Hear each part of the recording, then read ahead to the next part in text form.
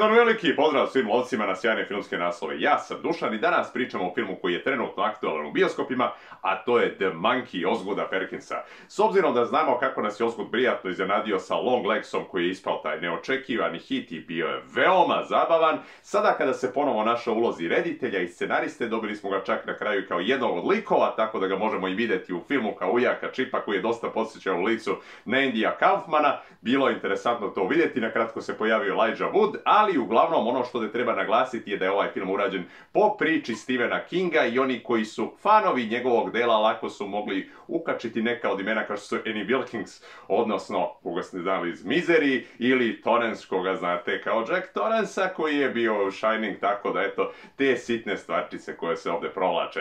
Uglavnom, isto je interesantno dodati da ste na posteru mogli vidjeti da je James Wan jedan od producenata, ali nisu naglasili da je film imao čak 35 producenata i samo su njega lukavo izdvojili. To je sve isto zanimljivo, znate i zašto. I uopšte, ako pogledamo, vidjet ćemo da li nam je ovdje Osgood pripremio neko majmunisanje ili smo mi ispali majmuni što smo vidjeli film. Nismo, svakako. Uglavnom, film je bio dovoljno zanimljiva crno-humorna horor komedija koja je, da kažem, bila mnogo više komedija nego što je bila horor, osim tih krvavih, brutalnih, ljigavih delova koje ćete ovdje svakako imati u izobilju, a uglavnom celokupna priča se i vrti oko te lutke, nećemo nazvati sad igračkom, ali taj neobični predmet koji je bukvalno uklet i u čijoj blizini se dešavaju neke čudne i neobične stvari, uglavnom ispadu neke nesreće koje budu fatalne po život i odrađene su bukvalno način kao što ste gledali u Final Destination, tako da veoma interesantno je sve to prikazano i opet naglasit ću jako jezivo. Uglavnom isto treba naglasiti da oni koji su primetili kako izgleda taj majmunčić ovdje, setit će se baš tog izgleda iz Toy Story 3,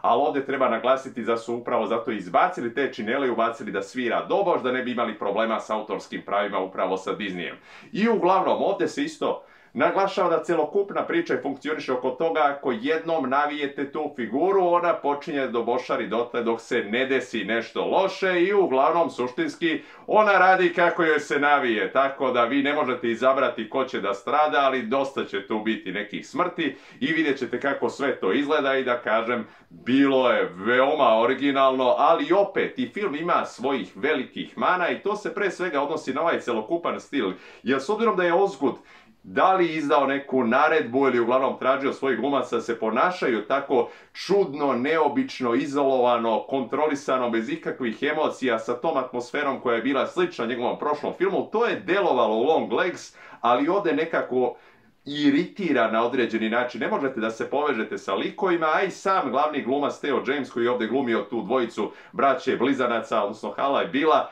nije se toliko snašao u ovoj ulozi ili jednostavno nije bio pravi izbor. S obzirom njega znamo iz tog serijala Divergent, ne znam koliko on baš odgovarao za ovu priču. I s obzirom da je film i podeljen na događaje koji su bili pre 25 godina i 25 godina kasnije, mladi glumac Christian Convery koji je isto glumio ta dva lika, tu dvojicu blizanaca, je daleko bolje odradio taj posao i prva polovina filma je suštinski i mnogo bolja za uživanje.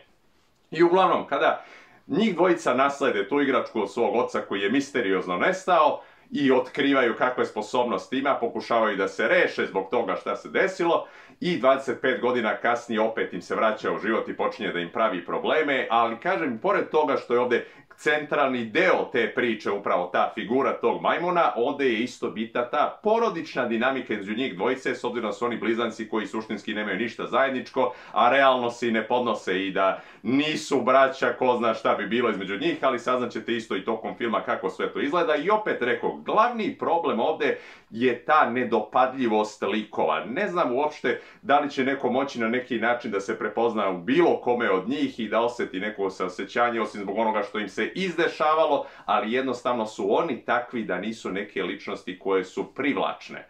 Uglavnom, kad dok pratite film i otkrivate kako se polako sve to odmotava, ono što je meni posebno bilo zabavno jeste što nećemo dobiti objašnjenje kako je nastala ta figura, dakle vuče poreklo, kako je čak i otac došao do nje, što ja najviše volim, s obzirom da ostaje ta mistika vezana u stvari za tu kobnu figuricu, za to ukletu predmet, za to što se nalazi, tako da je meni uvijek zanimljivo kada nešto ostane tajno i ne mora da se servira publici tu maksimalno, ali opet imalo je tu i dosta beskorisnih dijaloga i nekog, da kažemo, praznog hoda, tako da će i film koji je sat i po na delove delovati baš kao da se vuče, tako da moguće je da je trebalo to malo iskratiti u postprodukciji, ali opet, ono što smo dobili je dovoljno zanimljivo da drži pažnju, bit će interesantno određenom delu publike i naravno scena sa stršljenovima će biti toliko impresivna kad budete pogledali i nećete je sigurno zaboraviti. Uglavnom, ovo nije film koji mora da se pogleda u bioskopu, nije nešto što ne sme da se propusti, ali bilo bi lepo da pogledate kada budete bili u prilici, tako da će vam sigurno biti nekih zanimljivih delova i rekog, dosta je ovdje humora, ima jako duhovitih scena, sveštenik je ukrao baš svaku scenu u kojoj se pojavio, on je bio fantastičan, zaista ćete uživati u tim delovima gdje se on pojavljuje, ali opet, sam po sebi film nije nešto što bi trebalo baš toliko da se hvali. Uglavnom, od mene 4 zlatna ogrebana diska, rekoh nije baš na nivou Long Legsa, ali opet imaju dovoljno svojih kvaliteta koje može da ponudi, tako da nikad se ne zna, možda i bude neki nastavak usledio nakon ovoga. To bi bilo sve od mene, a mi se viđamo uskoro i sreća lov!